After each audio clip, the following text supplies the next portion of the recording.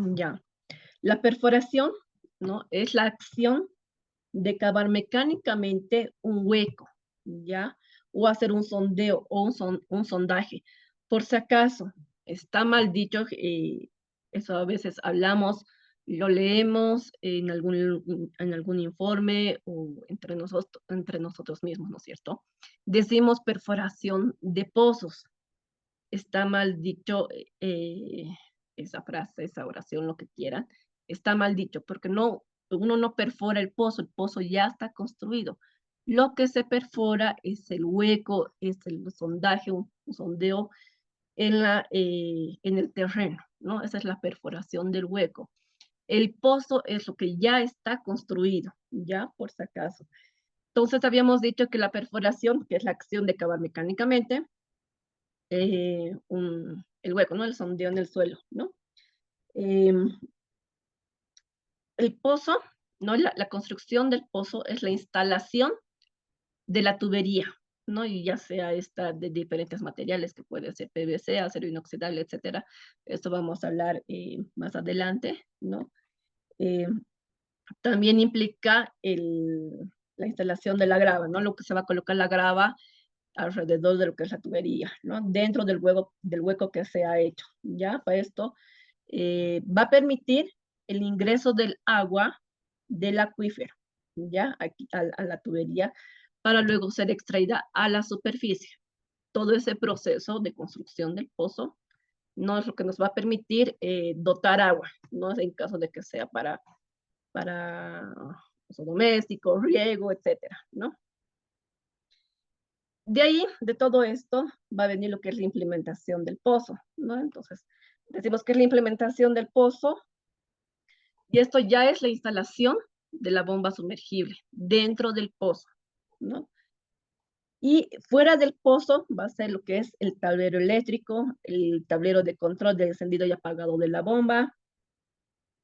También puede estar protegido por una caseta o por cámaras de pozos y llaves, ¿no? El tendido eléctrico puede ser desde el pozo o hasta el pozo con el tendido de la tubería de aducción, y eso ya es más una obra civil, ¿no? El tendido de la tubería.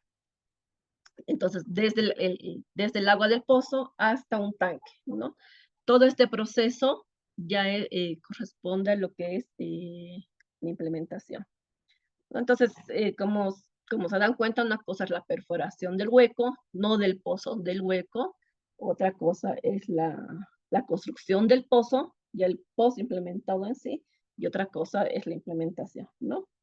Entonces, lo que generalmente eh, la construcción de la infraestructura de almacenamiento, lo que son tanques, el tendido eléctrico, la aducción, no forma parte del trabajo de aprovechamiento de agua subterránea, porque esta parte de trabajo solamente connota lo que es perforación y construcción del pozo en sí, ¿no? Esto ya, lo de la implementación es totalmente aparte, eso ya no es parte del aprovechamiento de agua subterránea, ¿no? Hay algunos proyectos que requieren dicen pozo con llave, llave en mano, ¿no? Esto significa que tiene que ser con la caseta de producción, la cámara, todo ese proceso. No hay otros que solamente te piden la perforación y la construcción del pozo, hasta lo que es el sello sanitario, ¿no? O una caja de protección para que eh, personas ajenas al, a la perforación puedan meter basura dentro de lo que es el pozo, porque puede llegar a taponear el pozo y pues a la larga esto ya deja de producir agua, puede arruinar la bomba, etcétera, hay un montón de cosas, ¿no? Entonces hemos dicho que son tres actividades, ¿no? Lo que es el procedimiento de la perforación, lo que es la construcción del pozo y la implementación, ¿no? Una vez que se ha definido el sitio donde se va a perforar el pozo, perdón, donde se va a perforar y construir el pozo, eh, hay que definir primero eh, lo que es la geología, ¿no? Hay que hacer un estudio previo en temas de geología, geomorfología, hidrografía, hidrogeología, geofísica, ¿no? Una vez que se han realizado todos estos pasos, ¿no? Todas estas etapas previas, se realiza lo que es la perforación y la construcción de un pozo de producción de agua subterránea, ¿no? Esto generalmente tiene 13 pasos, ¿no? Son 13 pasos que se siguen de acuerdo a una norma, ¿no? Ahorita vamos a ver ese tema, ¿no? Esto es para garantizar una buena calidad del pozo que se va a construir, ¿no? Entonces, un pozo bien perforado y construido garantiza un mayor tiempo de vida útil y una productividad coherente con el acuífero, ¿ya?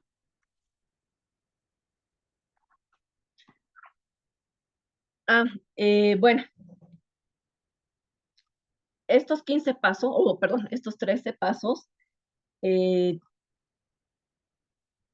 vamos a verlo un poquito más, más a detalle más adelante, ¿ya? Es bueno hacer estos pasos. Hay muchas perforaciones que lo hacen de forma privada o una persona particular. Entonces, los que perforan no se rigen a una norma, no se rigen a un reglamento, ¿no? Lo hacen eh, como saben trabajar, ¿no? Como pueden, como saben trabajar con la experiencia que tienen de trabajo, entonces lo hacen, ¿no? Entonces, hay ciertas cosas que se deben regir bajo norma, bajo reglamento, para tener una buena, para garantizar una buena construcción del pozo, ¿no? Esto ya para empresas un poquito más grandes, ¿no? Cuando se trabaja con empresas grandes, que es lo que te piden de los CDRs, ¿no? Siempre te piden que se haga una buena construcción, ¿no? Entonces, bajo los TDRs, bajo una norma, siempre se puede trabajar de mejor manera, ¿ya? Entonces, estos 3 pasos que vamos a ver a continuación va a ser lo que es la movilización de equipos en la instalación de faenas, ¿no?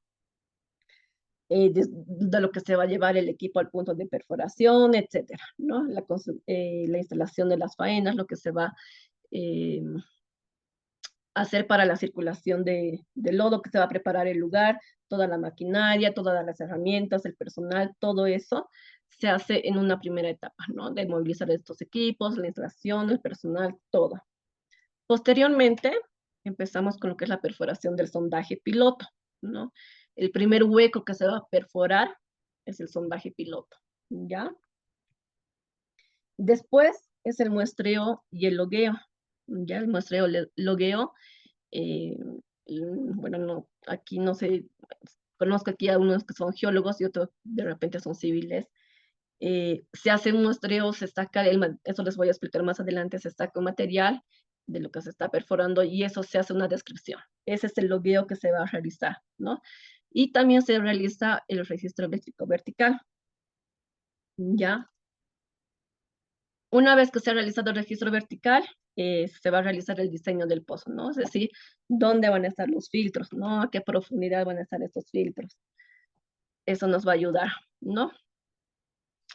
Una vez que, dependiendo también del proyecto que se tenga o de los TDRs que te vayan a requerir de forma privada, el diámetro con el que se va a perforar, ¿no? Entonces, hay algunos que te piden solamente de 4 pulgadas, por decir, ¿no? Entonces se perfora con con un cierto diámetro de perforación. Hay otros que te piden hasta 17 pulgadas el hueco perforado, ¿no? Entonces, no se puede empezar con el diámetro 17 porque hace el desgaste del tricono que está perforando, de la maquinaria, requiere más esfuerzo, entonces siempre se tiende a empezar con un diámetro menor y se va ensanchando el hueco perforado de a poco, ¿no? Entonces así no se arruina tanto la maquinaria, no hay mucho desgaste del tricono y se continúa, ¿no? Después de realizar, en caso de que uno requiera realizar el ensanche, se hace el entubado del pozo, ¿no? Y esto ya dependiendo de cada proyecto, ver qué tipo de material de tubería se va a utilizar, ¿no? Como les he comentado, que puede ser de PVC, puede ser acero, puede ser geomecánica, etcétera, ¿no? Una vez que se ha realizado el entubado, se va a realizar el engravado, ¿no? Esto tiene eh, un cierto diámetro de grava, ¿no? No es poner cualquier grava y punto, ¿no? Entonces, se requiere un cierto diámetro, ¿no? Para que el pozo sea exitoso también en el tema de, de producir agua, ¿no? Una vez que se ha realizado el engravado, hay que hacer la limpieza del pozo, ¿no? De quitar todo el lodo restante que está dentro de la tubería, ¿no? Porque a veces quedan los residuos porque entran por los filtros, como en las paredes del hueco que se ha perforado que rodea la tubería, ¿no? Entonces hay que sacar, se limpia la grava, ¿no? Cuando estamos haciendo la limpieza por diferentes métodos, eh, tanto la tubería como la grava se van limpiando, ¿no? Entonces sale todo el lodo que se ha utilizado durante la perforación, ¿ya? Después de realizar una limpieza del pozo, realizamos lo que son los ensayos de bombeo o las pruebas de bombeo, ¿no? Con diferentes tipos de pruebas de bombeo, ¿ya? Después se realiza el desarrollo del pozo, perdón, se realiza el desarrollo del pozo, ¿no? Esto del desarrollo ya va a ser conseguir una conexión hidráulica entre lo que es el acuífero y el pozo, ¿no? Esto es, igual lo vamos a ver más adelante. El tema de la debida inspección del pozo, ¿no? Este tema es más una herramienta de control de calidad de la construcción del pozo, es decir, para ver si los filtros todavía tienen residuos de lodo, están taponeados los filtros. Esto se puede utilizar una vez que se ha terminado de construir para ver el control de calidad, o si el pozo ya está funcionando por largo tiempo, realizarse en algún momento de que unos años, por decirles, el pozo ya deja de producir la misma cantidad de agua, ¿no? Entonces, esto significa que algo está pasando, ¿no? Entonces, pueden ser que los filtros estén taponeados. Y para saber en qué metraje hay ese taponamiento de filtros, se realiza una bien inspección del pozo, ¿no? Entonces, se mete la cámara y se puede ver los filtros. Igual les voy a mostrar unos videos de cómo se ven los filtros en la cámara. Posteriormente a esto, se realiza la construcción del sello sanitario, ¿no? Finalmente, se hace lo que es la restauración y la desmovilización de las maquinarias, ¿no? En los proyectos, en los lugares te entregan una zona limpia, si vale el término, ¿no? Entonces, cuando tú terminas de realizar toda tu perforación y construcción del pozo, tienes que dejar lo más presentable posible de cómo te han entregado, ¿no? Yo sé que hay cosas que no se pueden entregar, pero no pueden dejar, por decirles, canales abiertos, las fosas abiertas, eso tienen que cerrarlo, ¿no? Eso ya los perforistas se encargan de realizar esto, ¿no? Pero hay que hacerles caer en cuenta de que no pueden dejar huecos abiertos, ¿no? Entonces, todo eso es la restauración, lo que se va a realizar y la desmovilización de los equipos, ¿no? Y finalmente está lo que es la implementación del pozo, ¿no? De lo que hablábamos, ¿no? El tema de la caseta, el tendido de la tubería de aducción, todo esto, ¿no? Entonces, estos son los 13 pasos que conlleva lo que es la perforación y construcción del pozo, ¿no? Ahora bien, ¿de dónde salen estos pasos, no? En Bolivia se ha realizado la norma boliviana, que es la 17.3001, en el año 2020, ¿ya? Esta es una norma que lo ha hecho IGNORCA, conjuntamente con otras instituciones, que ahorita lo vamos a ver, ¿ya? Esta norma IGNORCA la vende, ¿ya? Eh, Como les he mencionado, se ha publicado el 2020, ¿no? Esta norma tiene una base de referencia de un artículo, ¿no? Que es el contenido mínimo para los informes de perforación y construcción de pozos, que es una propuesta de CIEP conjuntamente la UNSA, la Universidad Mayor de San Andrés, con el Ministerio de Medio Ambiente y Agua, ¿no? Este artículo ha sido publicado el 2014. Entonces, este artículo ha sido la base para generar la norma boliviana, ¿ya?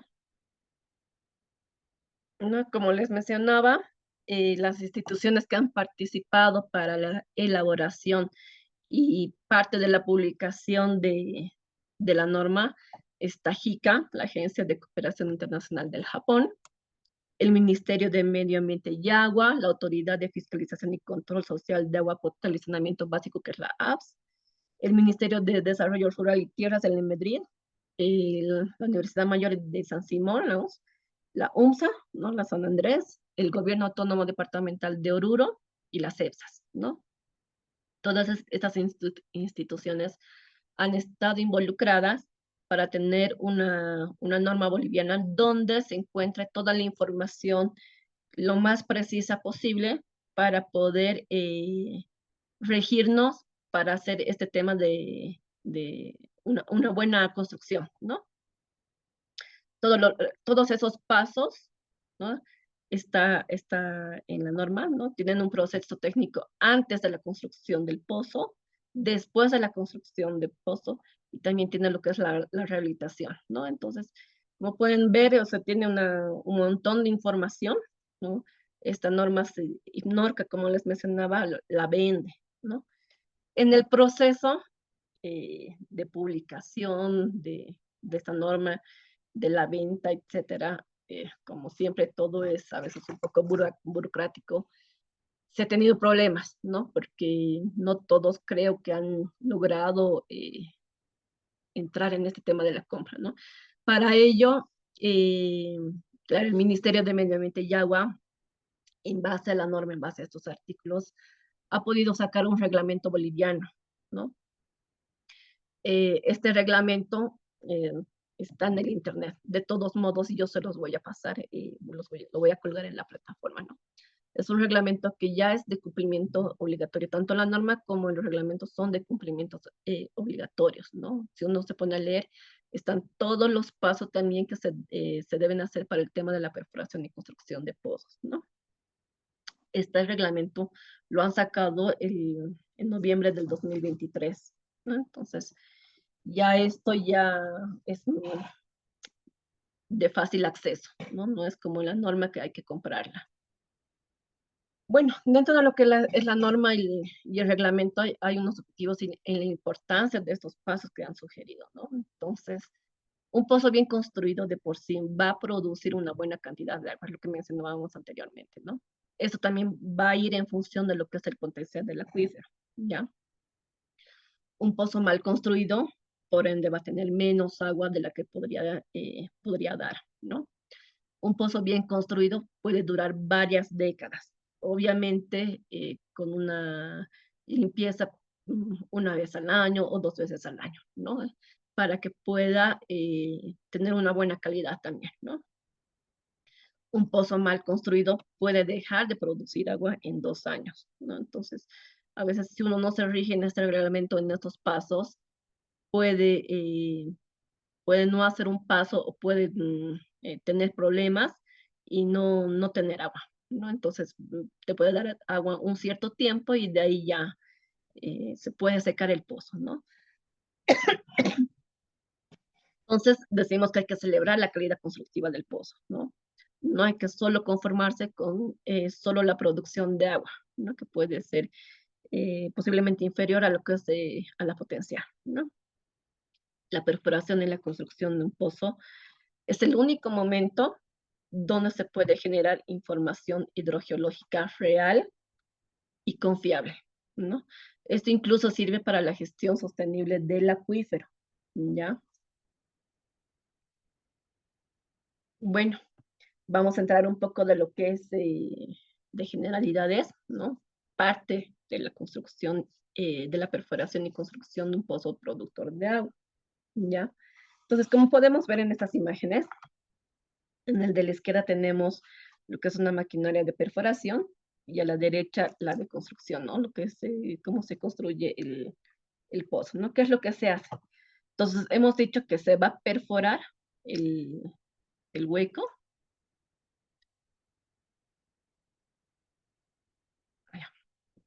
No vamos, vamos a perforar el hueco, el sondaje en el terreno, ¿no? Aquí ya vamos a introducir la tubería de lo que vendría a ser para la construcción del pozo, ¿no? Esta tubería va a tener, obviamente, rejillas, filtros, aberturas, orificios, hay tantos nombres, ¿no? Pero técnicamente se dice filtros, ¿no? O rejillas, ¿no?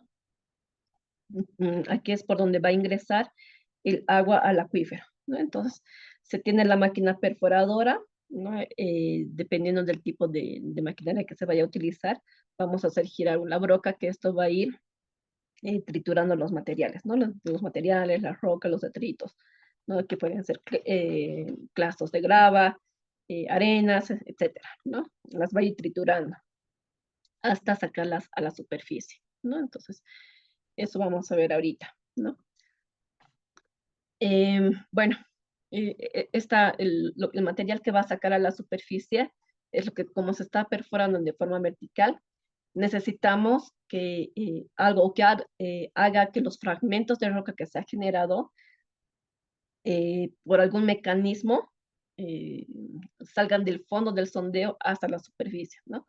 Para esto se utiliza un sistema de circulación de lodo, ¿no? Es decir, que se introduce lodo al hueco que se está perforando, ¿no? Entonces, este lodo va a salir por la punta de la broca, ¿no? Del, del tricono que se está introduciendo, va a salir por allí y va a salir a la superficie. Eso lo vamos a ver también, ¿no? Es todo un proceso este tema de la, de la perforación, ¿no?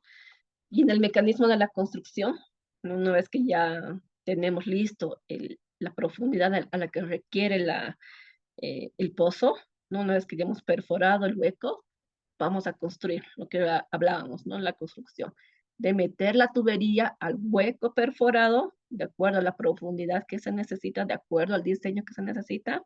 Vamos a poner la tubería ciega, los filtros, etcétera, para conformar nuestro pozo, ¿no? Este es un poquito de forma general de cómo funciona la perforación y la construcción del pozo, ¿ya? Entonces, como les mencionaba, hay distintos métodos de perforación, ¿no? Estos métodos, ¿cuáles son? Bueno, tenemos el método de rotación, tenemos el método de percusión, de rotopercusión, que es una unión entre estos dos métodos, ¿ya? El método de diamantina, ¿no? El método de rotación es cuando la broca gira, y al girar, tritura la roca, tritura los sedimentos, ¿no? En el método de percusión, esto ya trabaja dando golpes, ¿no? Entonces, cuando la broca o sea, no tritura la roca, ¿no? Entonces, con lo que está girando, con el peso que tiene, va golpeando los materiales, ¿no? Y como les decía, la rotopercusión, que es la combinación de rotación y percusión. Luego tenemos lo que es la diamantina, ¿no? En este caso, la diamantina no va a romper la roca como lo hace la rotación, ¿no? No la tritura la roca, ¿no? Lo que hace, corta la roca y saca en forma de cores, ¿no?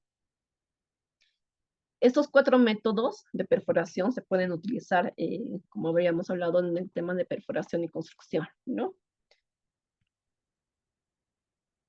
Vamos a ver un poquito de lo que es el tema de la rotación. Uno de estos, bueno, este método puede tener estas dos variantes, ¿no? Que es circulación directa y circulación inversa, ¿no?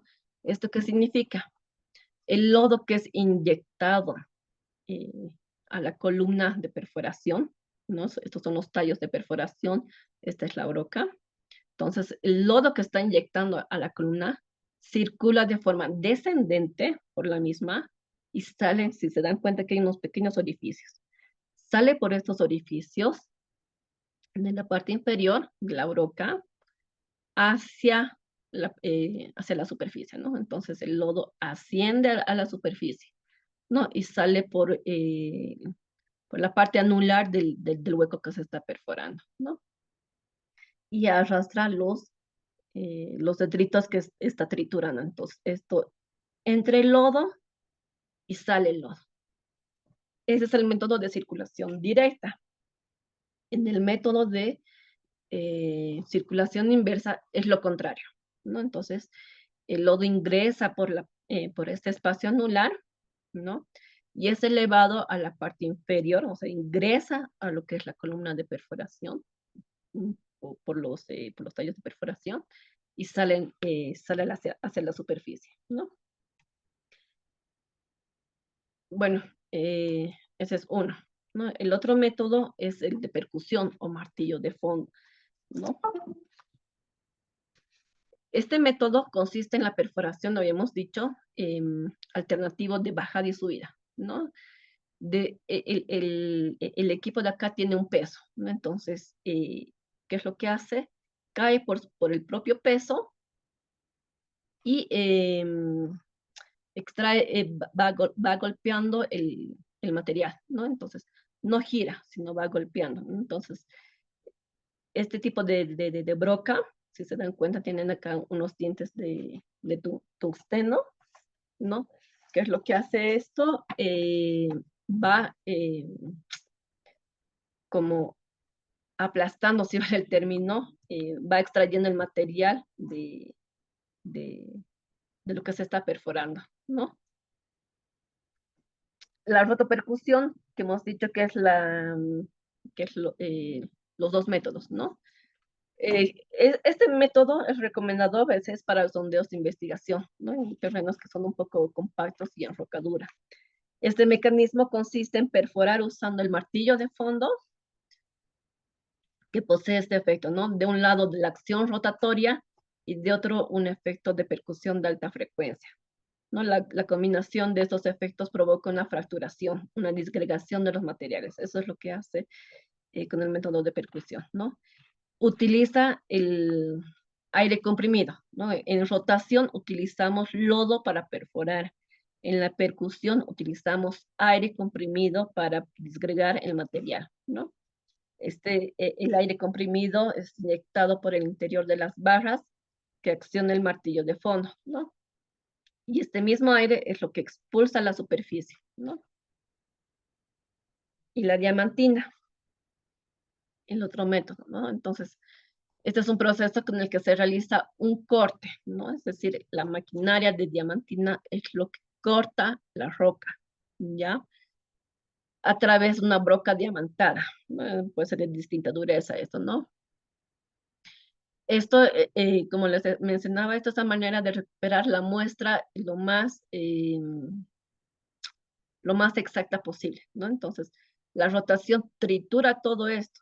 Entonces, la diamantita tenemos una mejor calidad de muestra en tema para saber qué es lo que qué es lo que tenemos en el subsuelo, ¿no?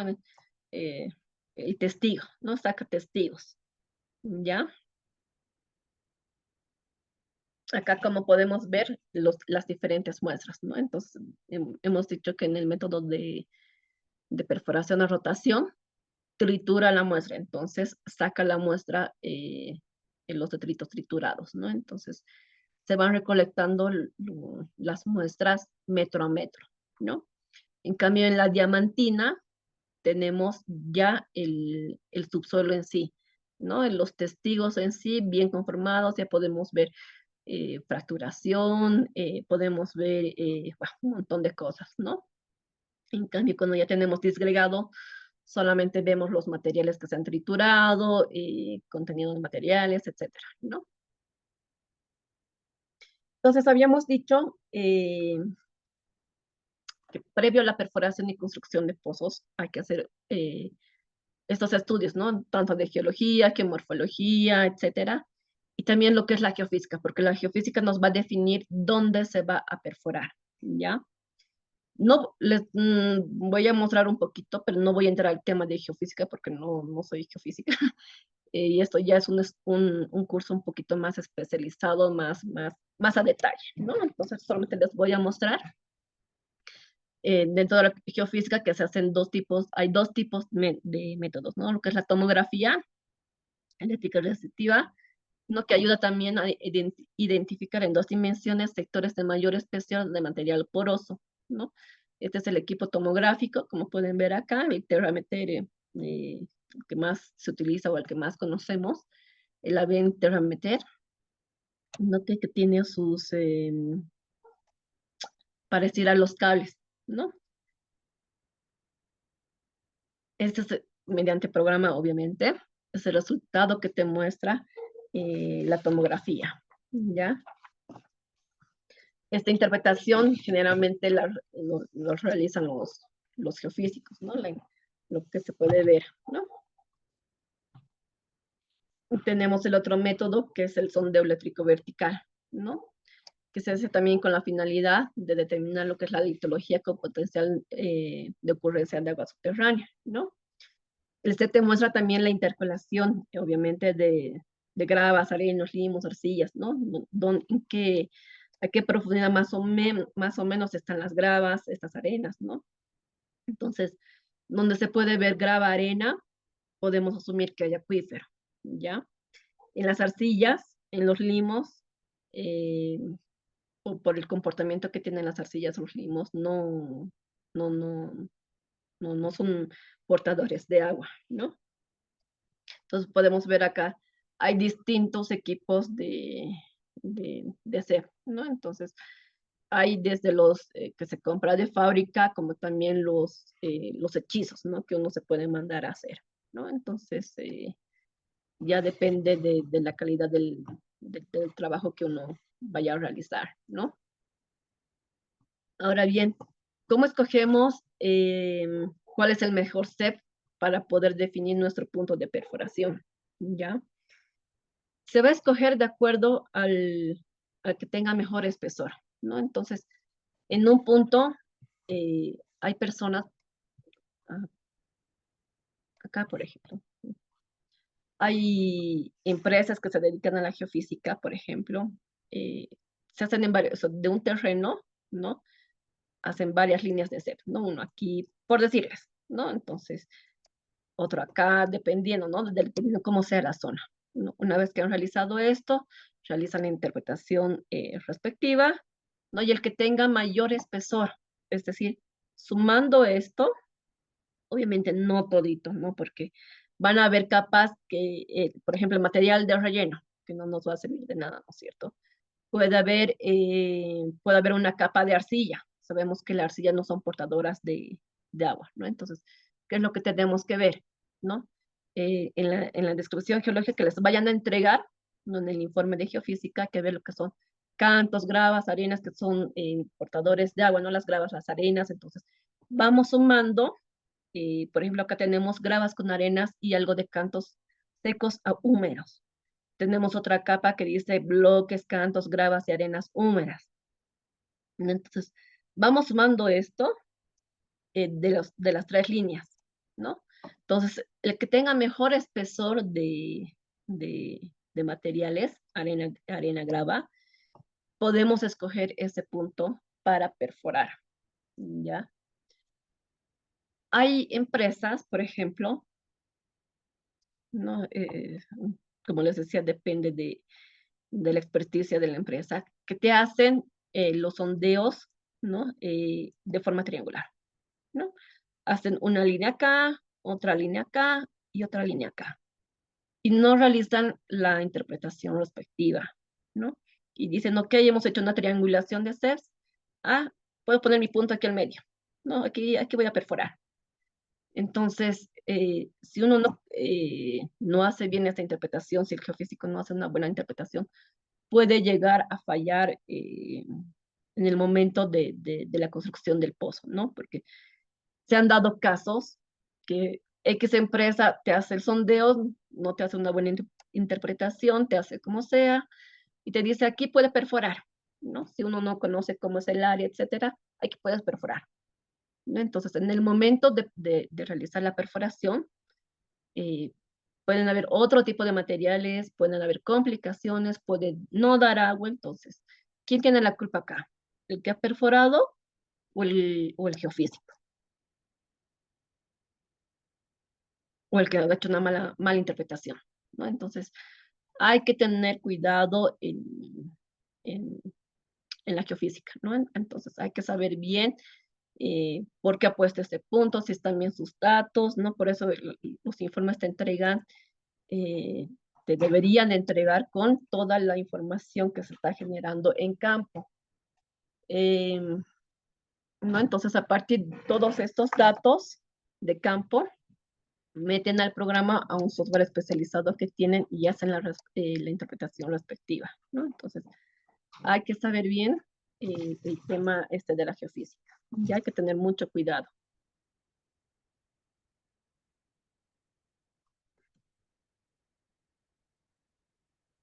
¿No? Entonces, una vez que han metido todos los datos al software, es la interpretación que te lanza el programa, ¿no?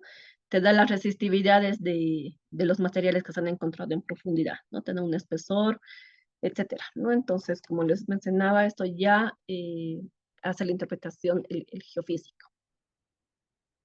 Dentro de lo que es la norma boliviana y también el reglamento que está en el reglamento, existe el índice mínimo que la empresa responsable que está haciendo la geofísica debería entregar, ya sea a la empresa que está perforando o a las personas que ha contratado para poder tener un respaldo físico de la información que la empresa que ha hecho la geofísica está realizando su trabajo, ¿no? Entonces, hay un informe mínimo que se debería seguir, ¿ya? Esto es regido bajo norma y bajo reglamento, entonces, uno como residente, uno como supervisor, tiene que regirse a esto, ¿no? Tiene que solicitar esto. Tiene que decirle a la empresa, ok, estás haciendo la geofísica, pero tienes que regirte bajo el índice de la norma para entregarme un buen informe técnico, ¿no? Es importante en el tema de la geofísica que deben convertirse en declaraciones juradas. Cada hoja del informe debe ir con el sello y la firma del geofísico. Esto con el sentido de, de negarse de que ha entregado este informe, porque pueden pensar, yo te he entregado un buen informe y aquí lo han falsificado o lo han corregido, etcétera. No puede haber N cosas, ¿no? Entonces, para evitar todo esto, tiene que tener la firma del geofísico y el sello, ¿no? Para evitar estas falsificaciones, ¿no? Entonces, muchos casos se ha dado esto, ¿no? Entonces, yo te he entregado un informe y ustedes han cambiado el informe. Ese informe no es mío, ¿no? Para deslindarse de problemas de que lo que han construido el pozo ha estado mal o no tenía agua. Entonces, la geofísica es un punto clave para que eh, salga bien, ¿no? Entonces, también se ha visto muchas veces que el informe geofísico recomienda que no se haga un pozo, pero la empresa encargada de perforación cambia el informe, ¿no? Es lo que les mencionaba, ¿no? Entonces, esto con el fin de ganar dinero, ¿no? Cuando un pozo sale seco, la empresa perforista le echa la culpa al estudio geofísico, lo que les decía, ¿no? Entonces, tú me has entregado el informe, yo he hecho lo que tú me has dicho, básicamente, ¿no? Entonces, tiene que haber una responsabilidad por parte de la empresa que está perforando y por parte de la empresa que está haciendo la geofísica, ¿ya? Entonces, todo informe de geofísica debe adjuntar los datos crudos, los datos originales que se han registrado en campo, ¿no? El residente, el supervisor, tiene que acompañar a la empresa de geofísica que está haciendo la geofísica para ver que esté haciendo un buen trabajo, ¿no? Esto también va a ayudar a que haya, quizás por otra empresa o por otros especialistas, hagan una reinterpretación de los datos geofísicos, ¿no? Si el geofísico no quiere entregar los datos crudos, los datos originales, es porque algo está pasando, algo no ha hecho bien, entonces tiene miedo de entregar. Es necesario que se entregue y otro especialista confirmar lo que está diciendo el especialista que ha hecho la geofísica o decir esto está mal, ¿no? Entonces, para evitar problemas durante la perforación. Ahora bien, vamos a entrar un poco más a lo que es el tema de la movilización, ¿no? A los pasos que hemos dicho en un inicio, vamos a empezar ahora, ¿ya? Entonces, uno de los pasos habíamos dicho que es la movilización de los equipos y la instalación de las faenas, ¿no? Entonces, como ya tenemos el punto que el geofísico en este caso nos ha recomendado, ¿no? Podemos empezar a realizar todo el proceso, ¿no? Entonces ya la empresa que va a perforar se va a encargar de realizar el traslado de maquinaria. Si estamos en otro lugar, trasladar toda la maquinaria, ¿no? Encargarse de todo eso. eh, Todas las herramientas que se vayan a necesitar durante la perforación del sondaje, los implementos que se van a utilizar durante la construcción del pozo, ¿no? Los tallos de perforación, eh, los triconos que se vayan a utilizar durante la perforación, ¿no? La instalación de las faenas, ¿no? Con su respectivo canal hacia el punto que se vaya a perforar, ¿no? La máquina, si en caso de utilizar otra maquinaria para la limpieza, porque a veces utilizan la misma maquinaria que está perforando para limpieza, ¿no? O a veces utilizan otra maquinaria para la limpieza, y eso ya depende de las empresas que tengan el equipo necesario, ¿no? Ahora bien, eh, se recomienda o es una buena práctica colocar una lona debajo de la máquina perforadora.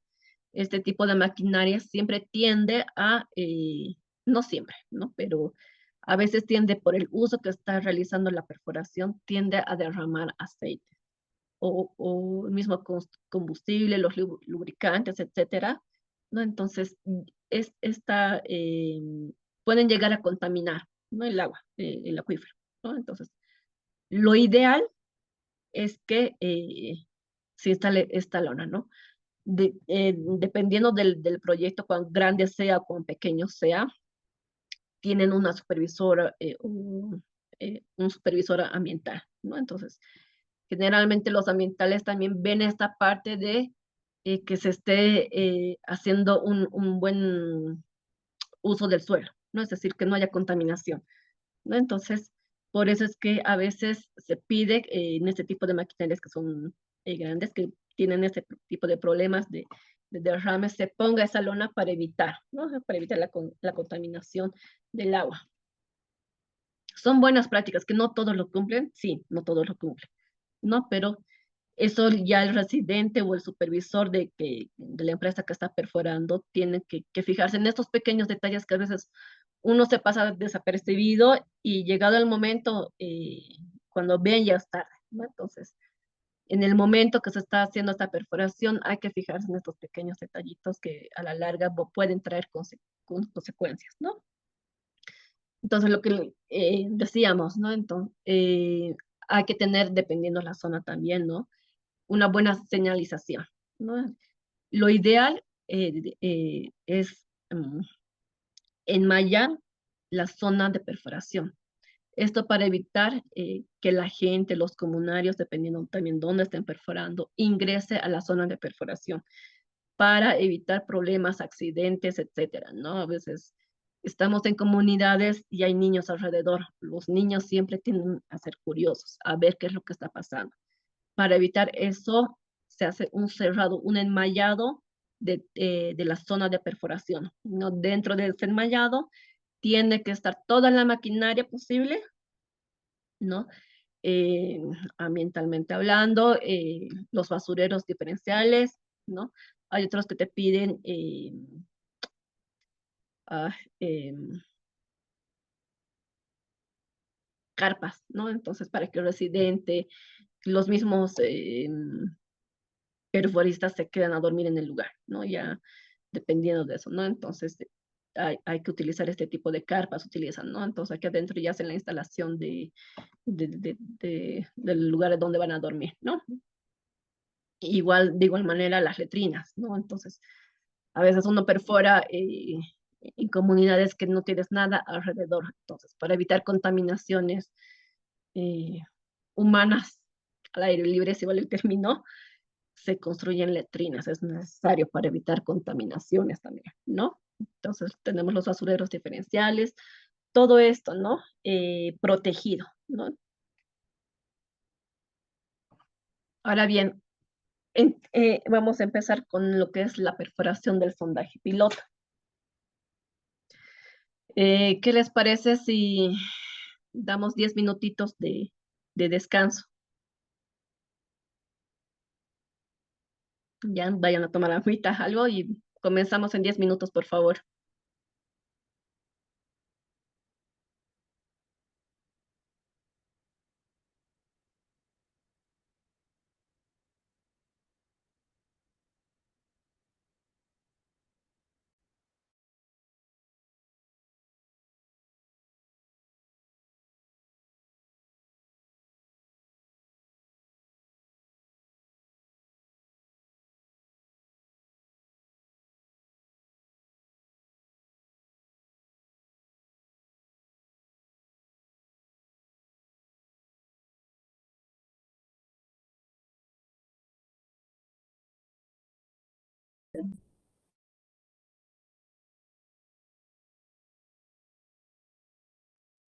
Bueno, vamos a seguir, vamos a continuar con la presentación,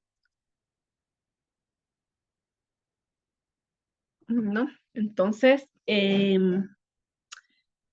vemos el tema de lo que es la perforación del sondaje piloto, ¿ya?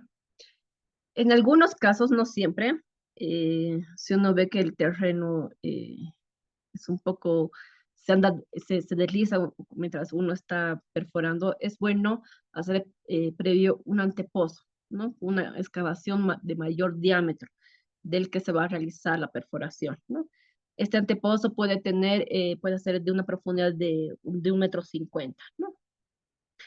Para evitar los derrumbes, puede ser rellenada con cemento. Esto, nuevamente, valga la redundancia, para evitar el derrumbe del suelo durante la perforación. Es decir, que el material que se está triturando no se caiga sobre el tricono, porque ya ha habido casos, y lo he vivido, ¿no? Cuando se estaba perforando justamente en Oruro, eh, se ha derrumbado y se ha caído todo el material encima del tricono, ¿no? Entonces, a veces es bien difícil sacar los tallos de perforación con el tricono, ¿no? A veces ya es un pozo perdido y ya hay que volver a empezar desde el inicio, ¿no? Entonces, a veces para evitar este tipo de cosas, se hace un antepozo, ¿no? Esto de alguna forma ayuda a que no haya un derrumbe desde arriba, ¿no?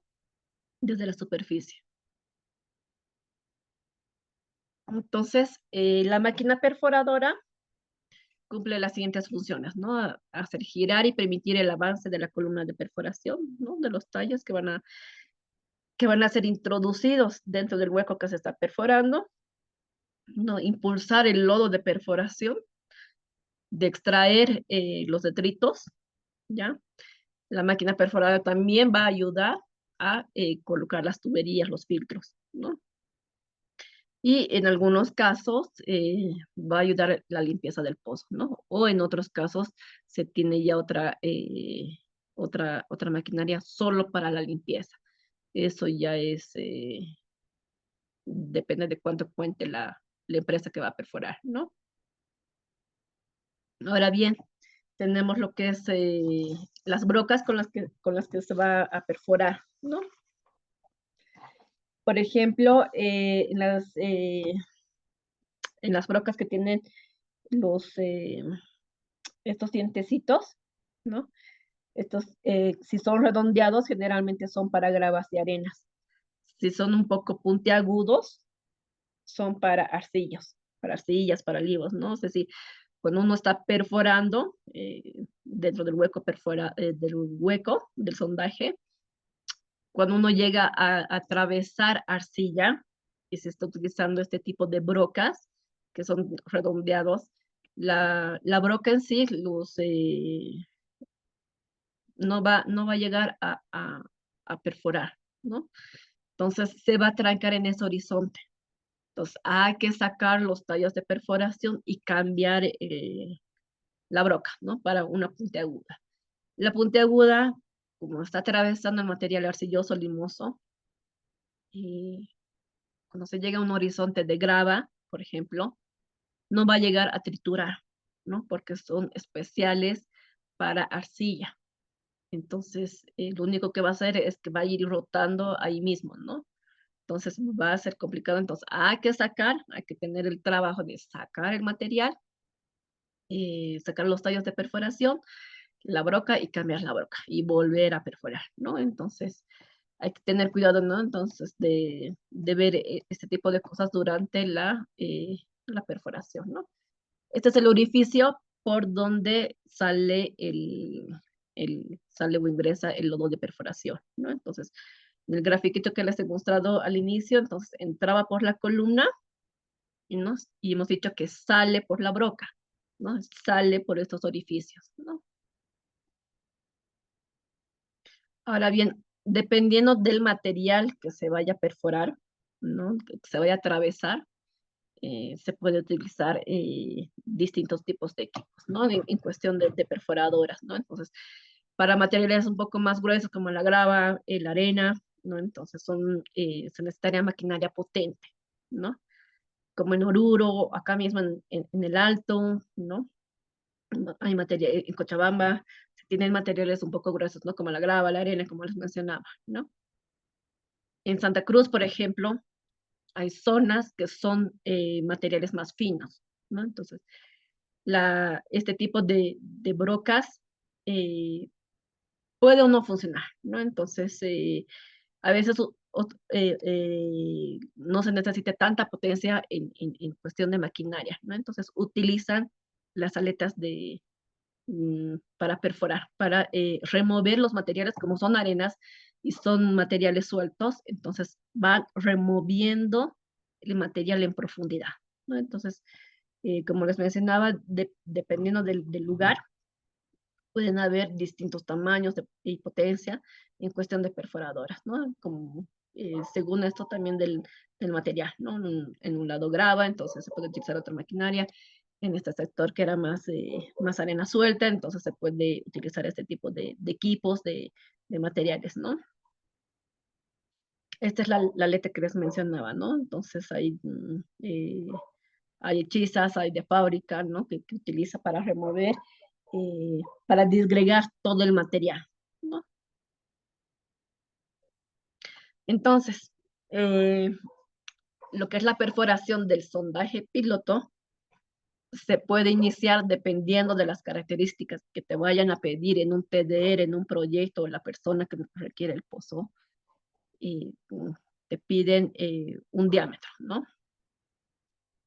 Lo ideal, como les he mencionado en un principio, es empezar del menor diámetro a un mayor diámetro, todo dependiendo, ¿no? Entonces, como les he mencionado, igual esto para evitar desgaste de la maquinaria, desgaste de las herramientas de trabajo, ¿no? Entonces, no puedo irme directamente a uno de 17 pulgadas y media, ¿no? Entonces, se puede hacer, pero no es lo ideal, ¿no? Entonces, es bueno empezar de un menor diámetro y de a poco vamos a ir ensanchando el hueco que se está perforando, que lo vamos a ver más adelante, ¿ya?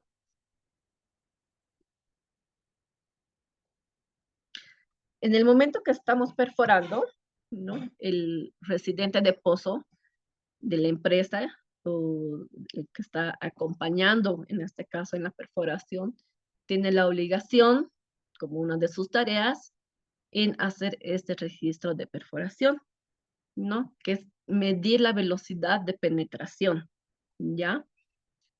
¿Cómo? Con un cronómetro, ¿no?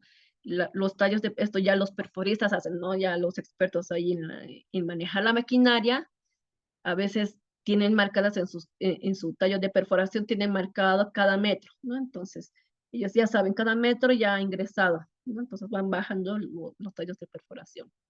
Entonces, otra forma también es poniendo cinta aislante, ¿no?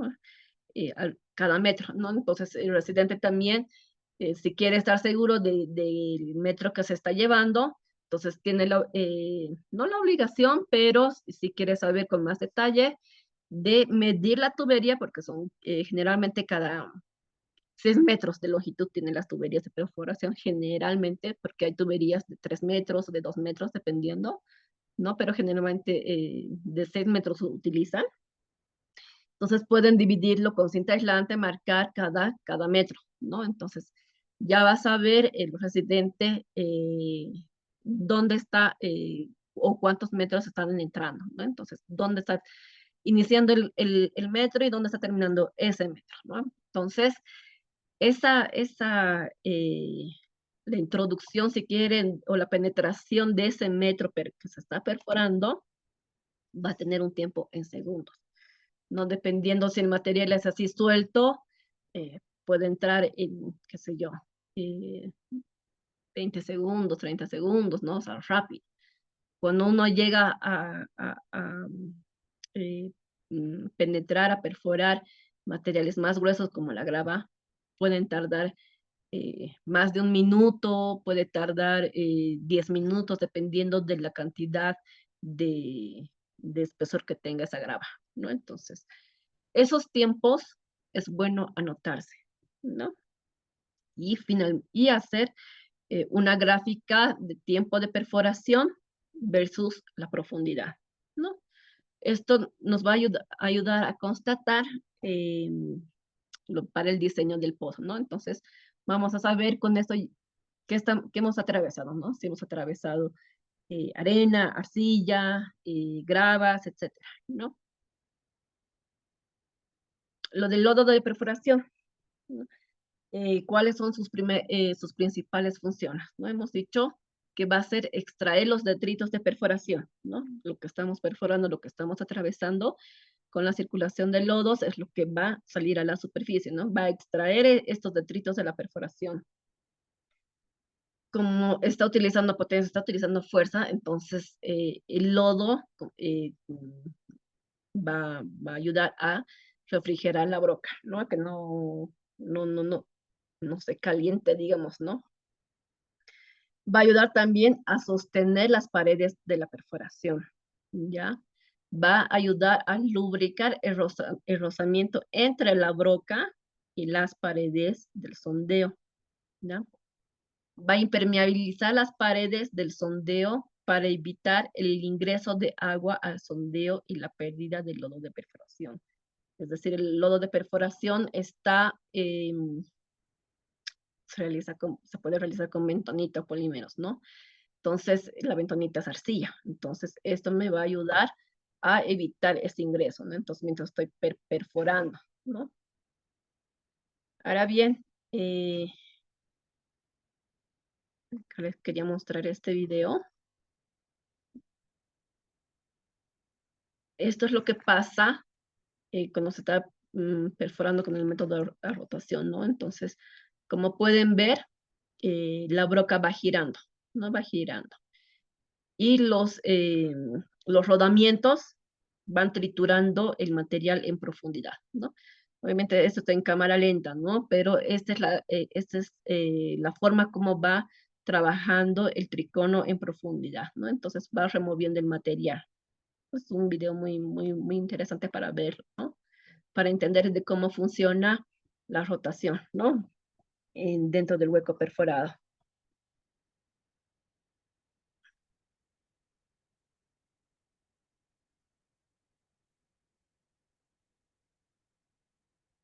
Ahora bien, lo que les mencionaba, ¿no? Cuando uno está haciendo la instalación de las faenas, ¿no? La construcción que voy a hacer de 1 metro, 1,5 metros por 1 metro igual, ¿no? Son pequeñas fosas donde se va a realizar las mezclas para hacer el circuito de lodos, ¿no? Entonces van cavando un canal que va a llegar hasta el hueco que se va a perforar. No es todo un circuito de lodos que se llega. Obviamente las fosas no tienen que estar lejos del punto donde se va a perforar, ¿no? O sea, lo más cerca posible también, ¿no? Este es otro tipo de circuito, ¿no? Entonces, tenemos acá han hecho unas pequeñas fosas, ¿no? Entonces, por este canal circula el lodo y llega al, al hueco que se va a perforar, ¿no? Se utiliza una bomba de lodos, ¿no? Entonces, todo un circuito que se realiza para que el lodo ingrese a través de los tallos de perforación, ingrese para perforar, ¿ya?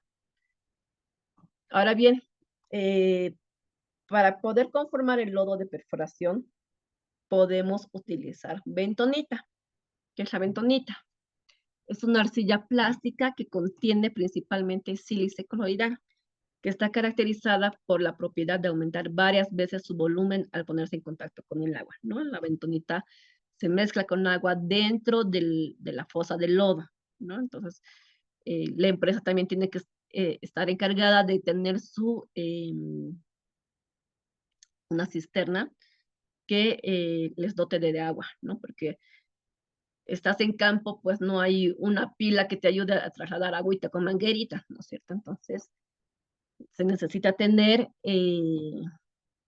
estas cisternas de agua para estas mezclas, ¿no? Entonces, es bueno que la empresa que se va a dedicar a perforar cuente con todos los insumos para poder realizar la perforación y no en el momento que se necesite agua, una cosa, otra cosa, se tenga que prolongar el trabajo, ¿no? Entonces, el objetivo de la bentonita es generar un lodo denso y viscoso, ¿no? Para poder perforar. La densidad hace que el lodo sea pesado, ¿no? Ejerciendo una fuerza en contra de las paredes del sondeo. Esto para evitar derrumbes, ¿no? Lo que habíamos demostrado. La viscosidad hace que el lodo sea más espeso, permitiendo transportar y los detritos en suspensión, ¿ya? Ahora bien, bueno, en su mayoría se utiliza bentonita, ¿no? ¿Por qué? Porque es más barato, ¿no? La bolsa creo que está a 250 bolivianos, si es que no ha subido en estos últimos tiempos, ¿no? Otro tipo de material que se puede utilizar para el lodo de perforación son los polímeros biodegradables, ¿ya? Existen estos tres tipos de polímeros biodegradables, que es el Viscopol, el X-Gum y el GRS-DET, ¿ya? Estos tres polímeros biodegradables, de alguna forma, si bien es caro, porque solamente el balde, si no me equivoco, en aquella época estaba en 100, $120. Es más caro, ¿no? Eh, pero es bueno utilizar, ¿no? ¿Esto por qué? El tiempo de limpieza, utilizando bentonita, a veces te llega a tardar, ¿no? A sacar todo el lodo de perforación que se ha utilizado para perforar con la bentonita. Puede llegar a tardar, ¿no? Con los polímeros biodegradables, la limpieza puede ser mucho más rápida, ¿no? En vez de tardar con la bentonita, qué sé yo, 3 días, digamos, que tarde en limpiarse todo el lodo que esté bien limpio, con los polímeros, pues un día, 8 horas a veces es suficiente, ¿no? Todo dependiendo de la experticia, en este caso, de los perforistas que ya conocen o que ya han utilizado, ¿no? Porque ellos son los expertos en la materia de saber cuánto echar, ¿no? O sea, hay recetas que te dan, ¿no? Tú puedes utilizar esto, ¿no?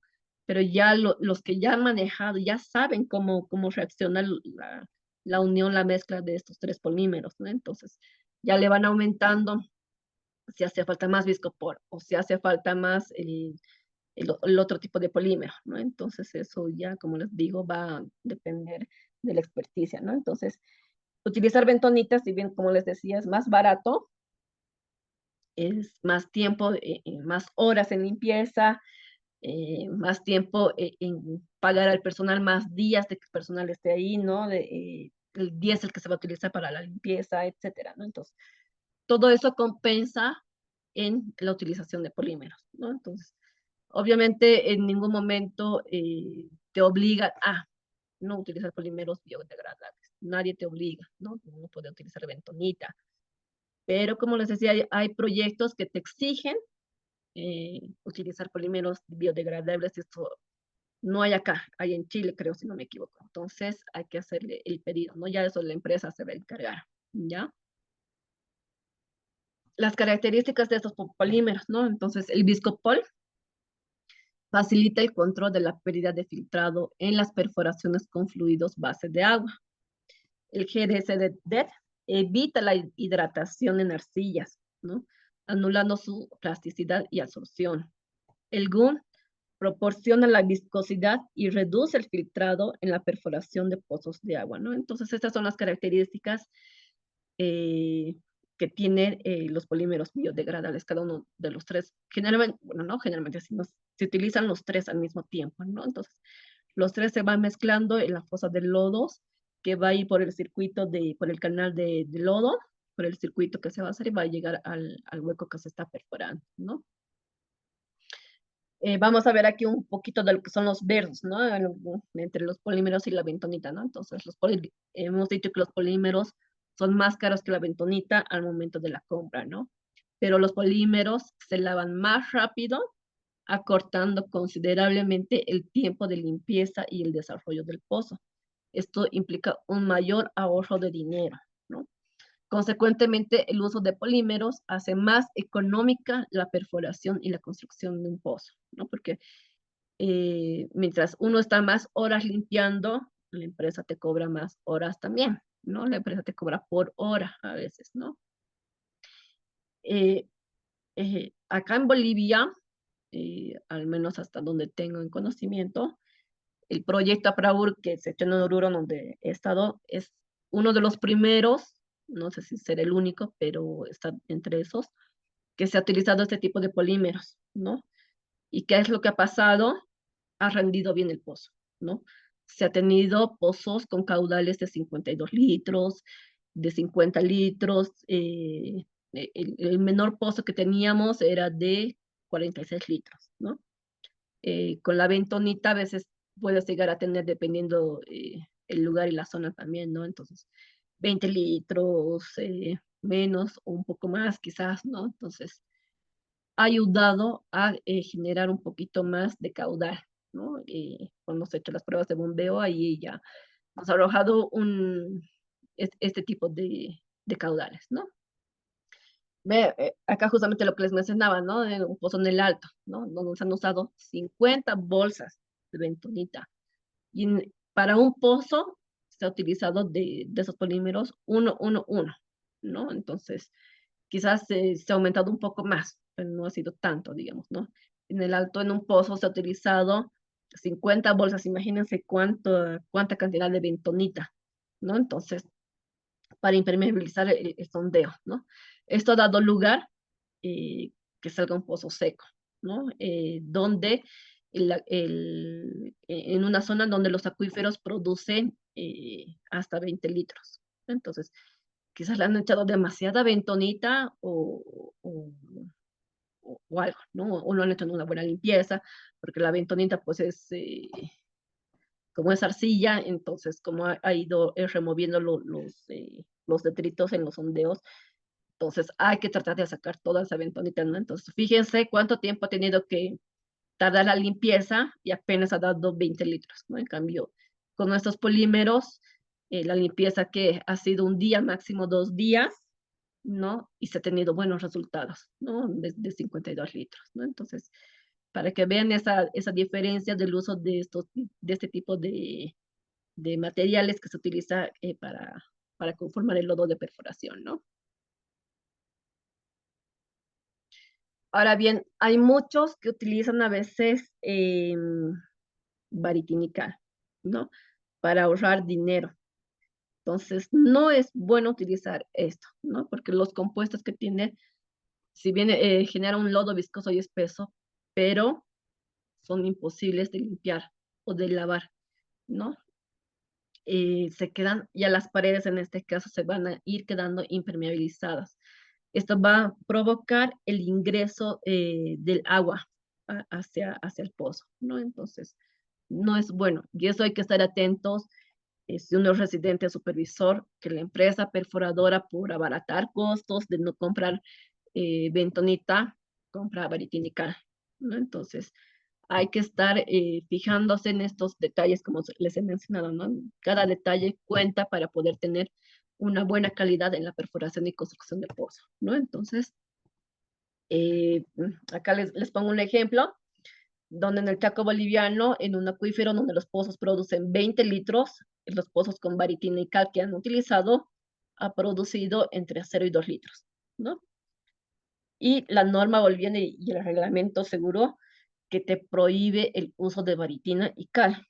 Por eso es que hay que leerlo, el reglamento, ¿no? Entonces, para tener un conocimiento mejor de cómo se va a proceder cuando se está trabajando, cuando se es residente, cuando se es supervisor, ¿no? Ahora bien, eh, cuando se está haciendo, cuando se está perforando, hay que medir, no todos hacen, ojo, no todas las empresas, no todos los talleres te piden este tipo de pasos, ¿no? El- hay los privados o hay empresas que te piden, me entregas un pozo y tú ya ves cómo le haces, pero tú me das un pozo con agua, ¿no es cierto? Entonces, en el proceso no miden las empresas perforadoras, no suelen medir la viscosidad y la densidad, ¿no? Los perforistas son pues expertos tocando ya el lodo, ya saben más o menos si hay que aumentarle más o reducir más, si está más denso, si está más viscoso. Entonces, ya ellos ya saben, ¿no? Entonces, pero no utilizan herramientas, ¿no? Herramientas técnicas en este caso, ¿no? Entonces, este proyecto de la PRAU, por ejemplo, ha sido algo bien detallado, ¿no? Algo un poco grande, ¿no? En- y dentro de sus requerimientos te pedían utilizar el cono de March y la balanza de lodo, ¿no? Este cono ayuda a medir los parámetros de viscosidad, ¿no? Que generalmente son entre 45 y 50 segundos, ¿no? Esto no tiene que excederse de 60 segundos, por si acaso, ¿ya? Y en la balanza de lodos no debe superar 1,19 kilogramos por metro cúbico, ¿no?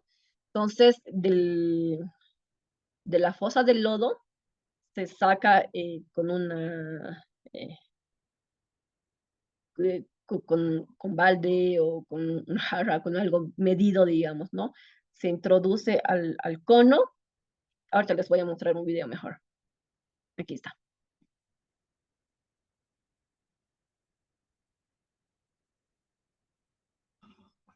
Ya. ¿No? Esta es la balanza de lodos. Entonces, como habrán visto, han ingresado lodo a esta balanza, lo tapan, ¿no? Tiene que estar, no tiene que quedar espacio, ¿no? Es decir, tiene que estar rebalsando para tener un buen cálculo de la densidad. Acá tiene eh, una burbuja como en las brújulas, ¿no? Eso hay que calibrarlo, ¿no? Para que la burbuja esté al centro. Entonces ahí es donde se va a medir la cantidad de densidad, ¿no? El cuánto está midiendo la densidad, ¿no? Es igual que una balanza de mercado, ¿no? Las caseritas van moviendo su peso para ver que esté equilibrado. Es lo mismo, ¿no?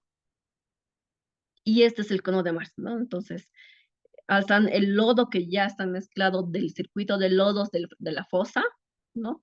Y lo echan al cono de Mars, ¿no? Este está dividido en la parte de arriba. Esta parte tiene una especie de una malla milimétrica, ¿no? Entonces, para evitar de que entre detritos, ¿no? Porque se acumula a veces en la fosa del lodo, se acumula detritos y el lodo más. Entonces, para evitar tomar que se tapone el fondo del cono, se introduce el lodo por esta malla, ¿no? Entonces ingresa solo líquido al cono, ¿no? Entonces, con ayuda del cronómetro se mide cuánto tiempo tarda en, en salir todo el lodo que se ha puesto en este cono, ¿no? Este cono está medido, ¿no? Entonces, si más no recuerdo, es de 500, medio litro, ¿no? Entonces ingresa, ¿no? La medida exacta. Obviamente abajo se tiene un balde para que el lodo caiga dentro del balde, ¿no? No se chorrea, digamos, hacia el terreno, ¿no? Entonces se mide con cronómetro, ¿no? Cuánto tiempo tarda en salirse todo el lodo del cono, ¿no? Entonces va disminuyendo. Entonces también esto va a ayudar si hay que ingresar más agua o más bentonita o más polímero, etcétera, ¿no? Entonces hay que medir el tiempo en que está saliendo el lodo de perforación, ¿no? Entonces, estos dos equipitos, como les mencionaba, depende del proyecto que te vaya a pedir, ¿no? De esta manera funciona.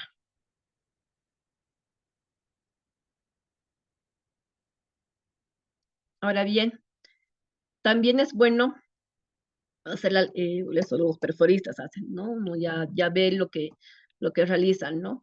Hacen la limpieza del canal de circulación del lodo, ¿ya? Eh, hay dos cosas acá, ¿no? Es necesario que la empresa también cuente con todas las herramientas para poder realizar, esto ya lo he dicho, ¿no? Que el personal tenga el trabajo, ¿no? O sea, las herramientas personales, en este caso, el overol, los cascos, etcétera, ¿no? Ahora bien, por otro lado, esto es de un video de Santa Cruz, eh, a veces, claro, por el tema de calor, no llegan a utilizar el overol, ¿no? Por tema de calor, ¿no? Pero a veces lo hacen un poco de manera rústica. ¿Por qué? Porque no tienen la experiencia técnica necesaria o no ha habido quien los oriente quizás, o no han tenido una instrucción, digamos, de alguien que les diga, esto hay que hacerlo de esta forma, ¿no? Entonces, como pueden ver en este lado de la parte izquierda, aquí el perforista ya está haciendo la limpieza del canal, ¿no? Es decir, está sacando el lodo que se está acumulando en el canal. Como está arrastrando la circulación del lodo, arrasa también los detritos que está saliendo a la superficie, van sacando para mantener el canal, ¿no? La profundidad del canal para mantener, van sacando el exceso de materiales, ¿no? Con pala, ¿no? En cambio, otros, claro, lo hacen de manera rústica, como les menciono, y lo hacen con la mano, ¿no? No está mal, no, pero no es lo correcto, ¿no? Son prácticas que uno debe ver, o sea, ver de decirles, ok, ¿dónde está la herramienta para poder hacer esto? ¿No? Porque está haciendo con la mano, ¿no? Entonces, a veces estos detallitos, si son proyectos grandes, imagínense el supervisor que vea esto o diga, ok, no se está cumpliendo con ciertos requerimientos, no se está trabajando de la mejor manera y hacen así de esta forma rústica, ¿no? Es dependiendo del proyecto, ¿no? Ahora bien, entonces, como estamos perforando, hacemos el muestreo, ¿no? Este muestreo se lo va a realizar, se va a recolectar la muestra cada metro de avance. Por eso es que les decía al principio, para saber cuánto se está perforando o de dónde a dónde va el metro en los tallos de perforación, van sacando los detritos que está saliendo a la superficie, ¿no? Mientras avanza con el tallo de perforación, salen los detritos a la superficie y de ahí hacen la recolecta de la muestra, ¿no? Esta recolección de muestra tiene el fin de hacer un seguimiento a los cambios de material sedimentario en profundidad, cada metro, ¿no? Entonces, ya cuando están triturando el material, ya vamos a ver que estamos atravesando grava, que estamos atravesando arena, quizás arcilla, limo, etcétera, ¿no? Entonces, esta recolección de muestras nos va a ayudar a hacer el logueo metro a metro, a construir mi columna litológica del pozo que estamos perforando, ¿no? Ahora bien, de la misma manera les muestro, ¿no? Entonces, para poder hacer la recolección de muestra de lo que se está perforando, del hueco que está perforando, del material que está saliendo, ¿no? Hay dos. Lo ideal, lo correcto para tener una muestra representativa es tener un cernidor, ¿no? Entonces, como ven, saca una buena cantidad de material y va recolectando en unas bolsas, ¿no? Y las bolsas tienen que estar marcadas del metro que se está sacando. Por eso hay que estar atentos cuando se está perforando para poder saber de qué metro se está sacando el material, ¿ya? Del mismo modo, hacen la recolección de la muestra, pero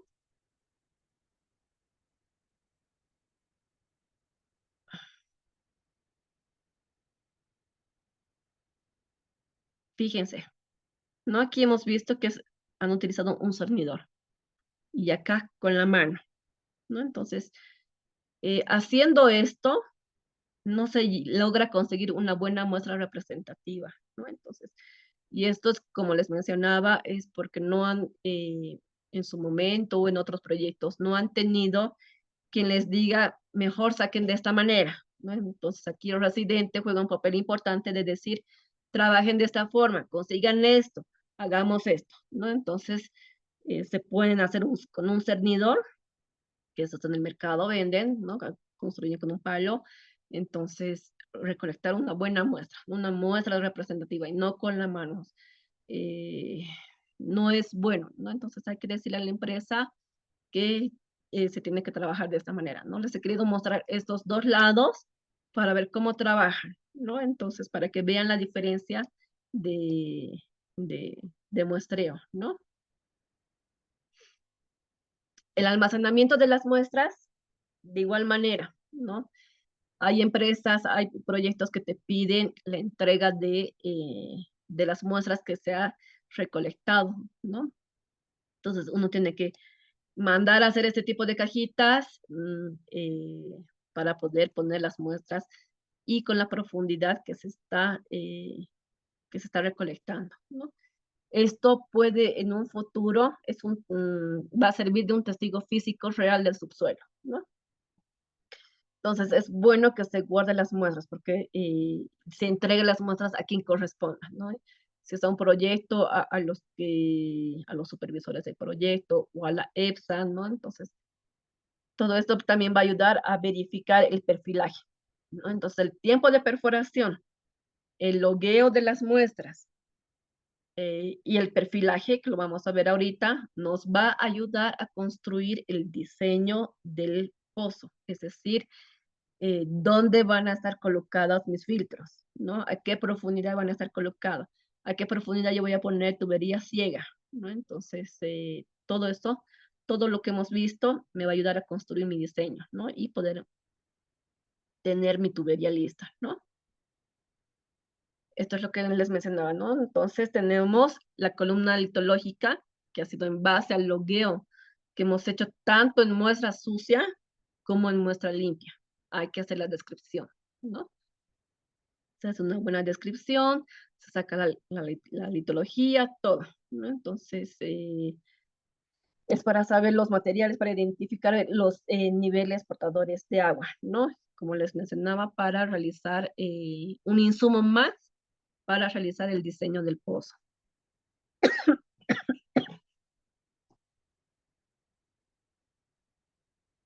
Ya, ahora bien, el otro insumo que vamos a ver a continuación es el registro eléctrico vertical, ¿ya? Esto se lo realiza una vez que hemos terminado de realizar la perforación. El primer sondeo, el primer sondaje, el primer hueco perforado, se realiza el registro eléctrico vertical, ¿ya? Eh, este registro eléctrico vertical mide 5 parámetros, que es la resistividad en el punto, la resistividad corta, la resistividad larga, el potencial espontáneo y los rayos gamma, ¿no? Entonces, este registro eléctrico, como les mencionaba, va a ayudar a realizar el diseño del pozo, ¿no? Conjuntamente con el logueo y el tiempo de perforación, ¿no? Esto es más o menos cómo funciona el equipo del registro, ¿no? Entonces, la, la corriente que va a lanzar el equipo dentro dentro de las paredes del hueco que se ha perforado es lo que es la resistividad en el punto, ¿ya? La resistividad corta es cuando la corriente que va a emitir, que es la corriente eléctrica, ¿no? Eh, va a salir un poco más allá de las paredes del hueco perforado, ¿no? Y de igual manera la resistividad larga va a ser mucho más allá, ¿no? Entonces, de esta forma es como manda las lecturas al equipo, el, el- que es mediante un programa, ¿no? Y ahí van a salir las lecturas, ¿no? Entonces, de esta manera es como funciona el equipo, ¿no? Entonces, los rayos gamma, por ejemplo, va a emitir una emisión natural, ¿no? Esta emisión natural es de radiación gamma, que va a ser típico de arcillas, ¿no? Entonces, me va a decir dónde yo tengo más o menos, o no, no voy a tener un lugar para poner mi filtro, ¿no? El potencial espontáneo es la cargabilidad del subsuelo a distintas profundidades, ¿no? Este es el equipo que se utiliza, ¿no? Hay distintos tipos de equipo, ¿no? Eh, utilizando un trípode dentro del hueco que han perforado, ¿no? Hacen las conexiones respectivas, porque todo eso, lo que es la sonda, todo esto es lo que se introduce dentro del hueco, ¿no? Entonces, estos tres puntitos, estas tres emisiones, ¿no? Es lo que vemos acá, ¿no? Entonces, todo esto se introduce dentro del hueco que está conectado a un guinche, ¿no? Y esto está conectado a la computadora con un programa especial que va a ir controlando, con este guinche se puede controlar la velocidad del guinche, ¿no? Es decir, que vaya bajando despacio para poder tener una buena lectura, ¿ya?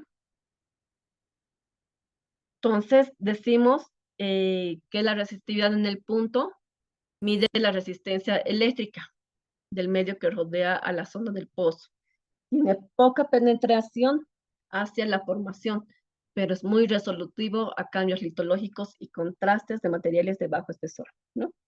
La resistividad corta y larga mide la resistencia eléctrica de un volumen de material bajo, la aplicación directa o inducida de una corriente eléctrica.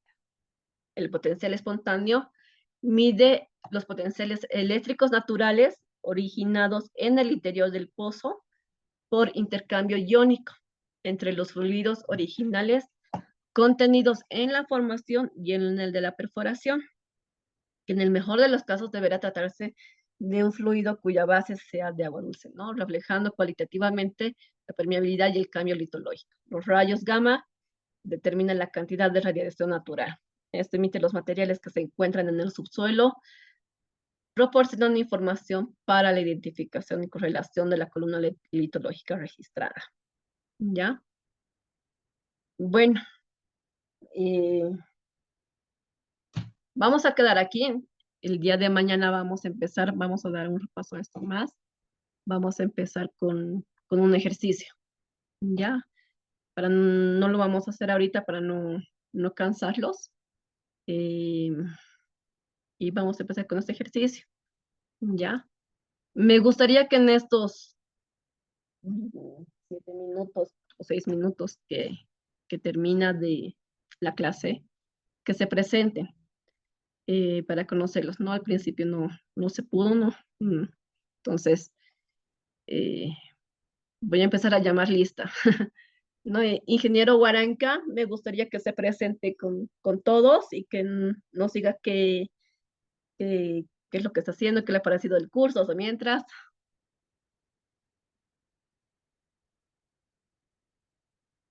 Buenas noches, ingeniera. Es- Soy Rodolfo Guaranca Olivera, de profesión geólogo, con experiencia en hidrogeología. Muchas gracias. Gracias, ingeniero. Ingeniero Luis Torrico Borja.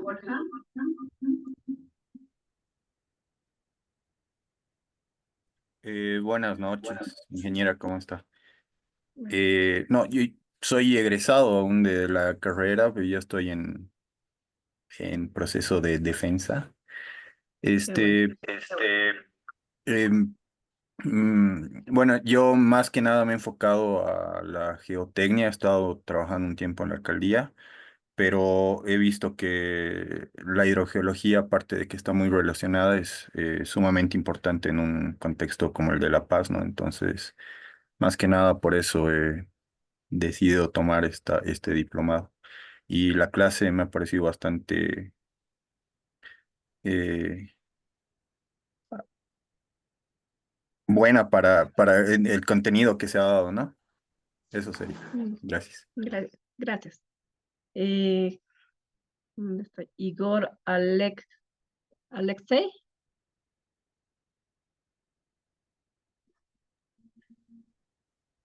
Buenas noches, ingeniera. Yo soy ingeniero petrolero, entonces Mucho gusto, tengo ingeniero. experiencia en perforación. Perfecto. Ingeniero Edson Ramos.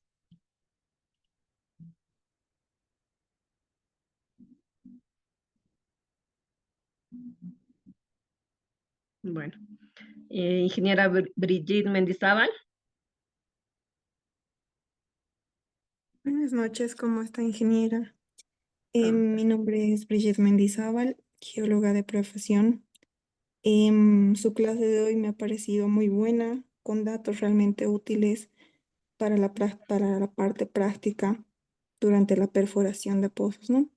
Eso sería, Inge. Muchas gracias. gracias, gracias. Ingeniero Javier Barriga. Buenas noches, ingeniera. Mi nombre es Javier Barriga. Yo soy formado en ingeniería industrial. Mucho gusto. Espero que le ayuden algo el módulo. Así es, Y así es. Gracias. no, usted. Ingeniero Juan Huanca.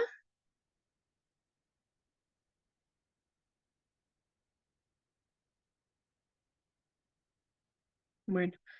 Juan Carlos Vélez.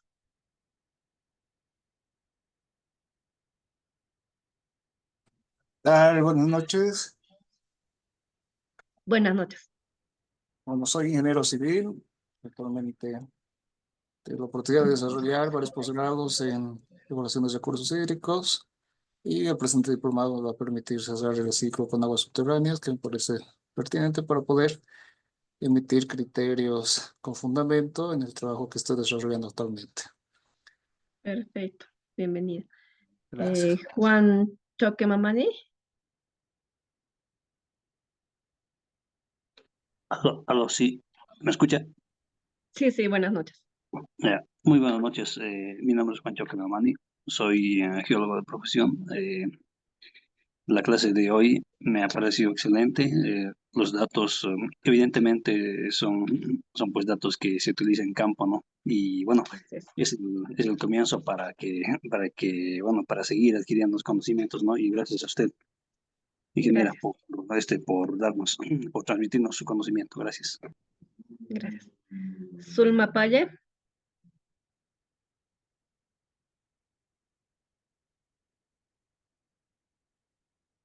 Bueno, Miguel Crispín.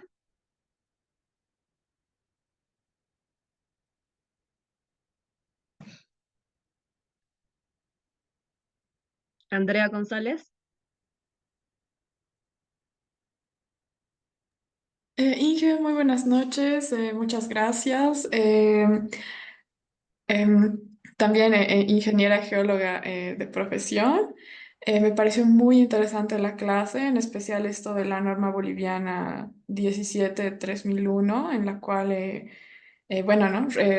Te solicitan todos estos datos que son, bueno, muy importantes para lo que vendría a ser la construcción de los pozos y en especial todo esto del aprovechamiento racional de agua. Entonces, muy interesante la clase, Inge, muchas gracias.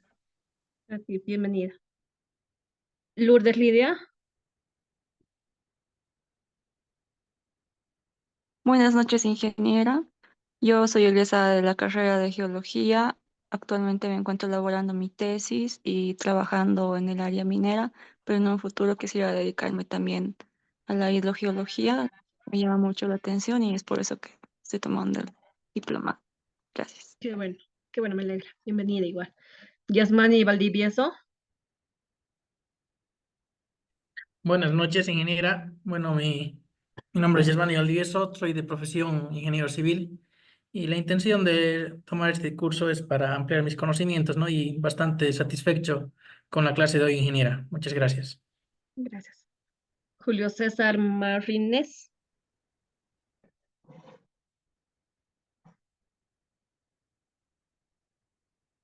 Violeta Navia.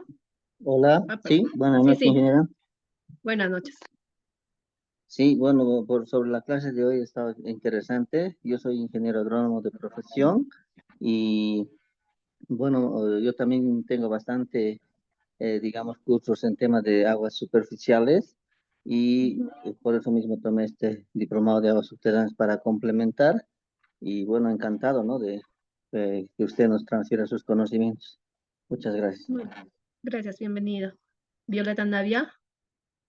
Ingeniera, ¿cómo está? Buenas noches. Mi nombre es Violeta Navia. Estudié lo que es la carrera de Ingeniería Geológica y pues ahora me parece interesante todo el tema de hidrogeología. Pues por el momento estoy un poco más enfocándome en el área minera, pero para futuro igual ya un poco meterlo al área de geotecnia y también hidrogeología. Eso. Gracias. Qué bueno, me alegra. Bienvenida. Julián Cortés. Buenas noches, ingeniera. Mi nombre es Julián Cortés, soy ingeniero geólogo. Tengo un conocimiento básico de la hidrogeología y, bueno, además del tema de perforación y construcción de pozos. Y bueno, volviendo a recapitular, ¿no? El tema que expuso usted. Y bueno, ingresé el diplomado para generar mucho mayor conocimiento en el tema de hidrogeología, que la verdad me gusta muchísimo y me parece muy interesante. Muchas gracias. Bienvenida. Orlando Mamani.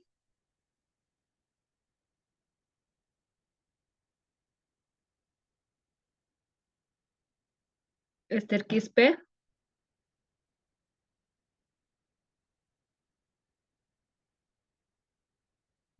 Claudia Daza.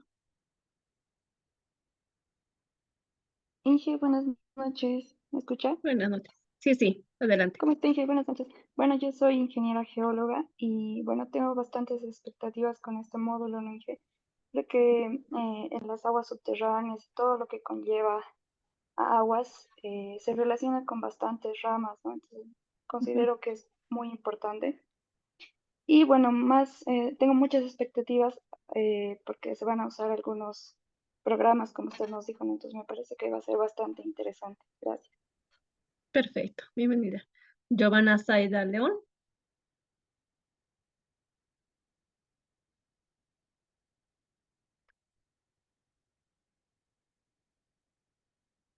Gilmar Ortiz.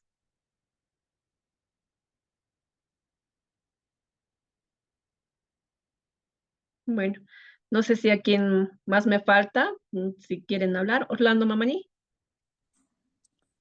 Muy buenas noches, ingeniera. Mi nombre es Orlando Mamani López, soy ingeniero ambiental de profesión y la clase de hoy me ha parecido muy puntual, muy directa y mm, estoy satisfecho con el conocimiento que nos ha compartido. Muchas gracias.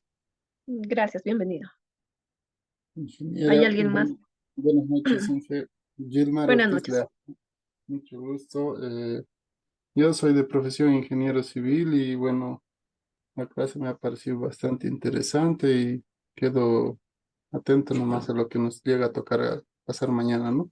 Muchas gracias. Perfecto, bienvenido. Hernán Padilla. Muy buenas noches y bien, los compañeros. Mi nombre es Hernán Padilla Matías, soy de profesión ingeniero de minas. Muy interesante la clase y todo el módulo, ¿no? Creo que voy a profundizar más sobre lo que es el tema de hidrología. Gracias. Perfecto, perfecto, bienvenido. Bueno, bienvenidos a todos. Espero que les haya gustado hasta el momento y vamos a continuar con este tipo de metodología durante estos 5 días restantes de este módulo, ¿no? No se olviden poner en la lista, ¿no? En el formulario para el control, ¿ya? Bueno, bienvenidos nuevamente a todos y que tengan buenas noches y nos vemos el día de mañana.